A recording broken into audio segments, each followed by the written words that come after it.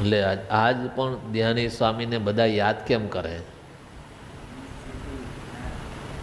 એ એવી સ્થિતિથી વર્તતા હતા, એવું જ્ઞાન હતું, અને એ જ્ઞાન હતું તો એ પ્રમાણે વર્તી ગયા, એવું જીવન જીવી ગયા. તો આજ એની સુવાસ હજુ પણ છે.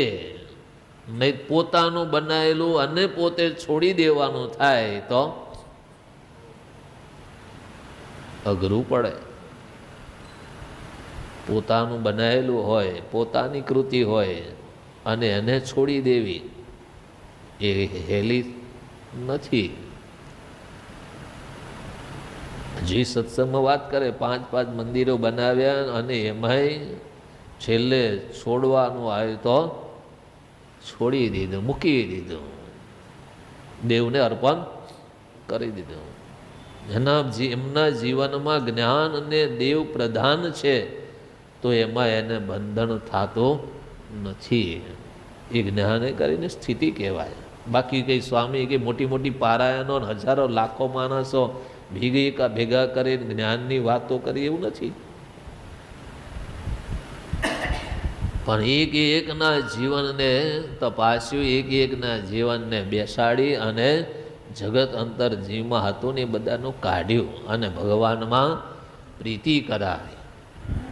આ લોકમાં સુખિયા કર્યા અને દેહને અંતે પણ જીવ સુખી થાય એના માટેના સાધનો કર્યા, જીવને સુખી કરી દીધા.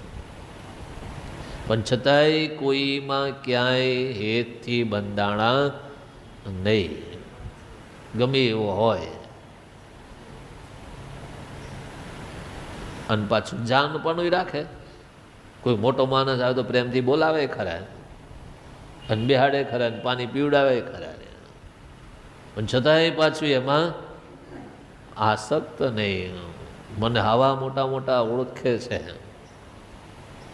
એવું એને અંતરમાં એ સંકલ્પ નથી થતો.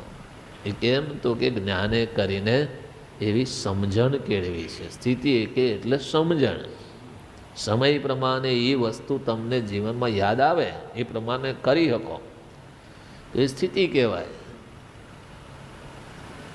બાકી તો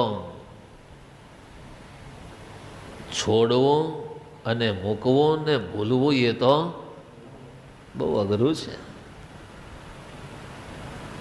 એટલે મહારાજ કહે કે આ જ્ઞાન કેવું છે તો કે પ્રકૃતિ ને પુરુષ થકી પર છે. અને એવી જ્યારે જ્ઞાનની સ્થિતિ થાય ત્યારે પ્રકૃતિ પુરુષ અને પ્રકૃતિ પુરુષનું જે